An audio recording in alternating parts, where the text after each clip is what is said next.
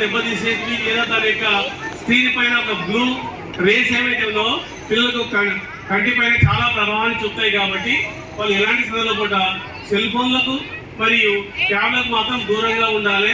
చాలా సందర్భాల్లో కూడా ఈ పొద్దు రేపు పిల్లలకు చిన్న పిల్లలకు అన్నం తినిపించాలంటే కూడా సెల్ ఫోన్నే వాడుతున్నారు. అది సరైన పద్ధతి అయితే కాదు. దయచేసి ఇవన్నీ కూడా మనసులో పెట్టుకోండి. తర్వాత భవిష్యత్తులో కూడా మన పిల్లలు మంచి ఇది కావాలి అంటే మాత్రం తప్పకుండా మనము ఎక్కడో మార్పు అనేది సాధ్యం కాదు. మన ఇంటిలోనే మార్పు రావాలి. మన ఇంటిలోనే మంచి క్రమశిక్షణ ఏర్పాటు చేయాలి. ఈ పాఠశాలలో కూడా టీచర్స్ కేవలం పుస్తకాల్లో పాఠాలతో పాటు కొన్ని జ్ఞానాలు కూడా అందిస్తారు. కానీ నాలెడ్జ్ మాత్రం ఇంటి నుంచే రావాలి. సరైన విలువలు, మానవీయ విలువలు కూడా దయచేసి ఇంటిలోనే మనము నేర్పించాల్సిందిగా కోరుతా ఉన్నాను. ముఖ్యంగా ఈరోజు తల్లికి బిడ్డకు మధ్యలో ఎడమనేది చాలా దూరం పెరిగిపోతూ ఉంది. ఇప్పుడు ఏం చేస్తున్నామంటే పిల్లలు బాగా చదవాలనే ఉద్దేశంతో హాస్టల్లో కూడా పిల్లలు తీసుకుపోయి ఏం చేస్తూ ఉన్నాము, తల్లికి బిడ్డకి మధ్యలో గ్యాప్ ఏర్పడుతుంది. రేపొద్దున బాగా చదివిన తర్వాత కూడా ఏమవుతుందంటే వాళ్ళు మనం తీసుకుపోయి ఏ ఓల్డేజ్ హోమ్లోనో పెడతారన్నట్టు. అది మనం గమనించాలి. కంపల్సరీ బిడ్డకు తల్లికి మధ్యలో ఖచ్చితంగా ఎడమ అనేది తక్కువ చేయాలి. అనుబంధం పెంచుకోవాలి.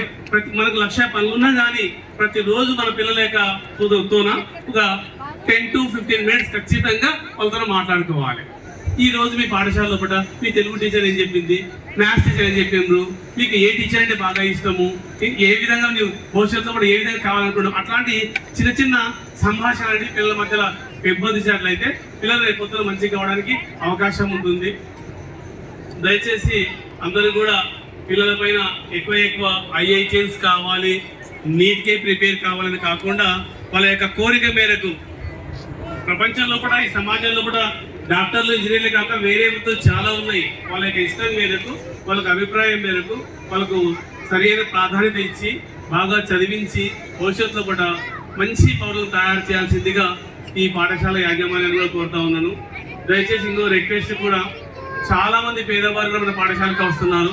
ఎందుకంటే ఇంతకంటే మంచి క్వాలిటీ ఎడ్యుకేషన్ గవర్నమెంట్ స్కూల్లో ఉన్నప్పటికీ కూడా వాళ్ళ పైన కొంత తగ్గి నా అమ్మాయి ప్రైవేట్ స్కూల్ పోతే ఇంకా బాగా అయితే ఉద్దేశంతో వాళ్ళు చట్నీ రొట్టె తిని కూడా చాలా ఇబ్బందులు పడుతూ కూడా మన పాఠశాలకు పంపిస్తున్నారు. కాబట్టి వాళ్ళకు నాణ్యమైన విద్యను అందించి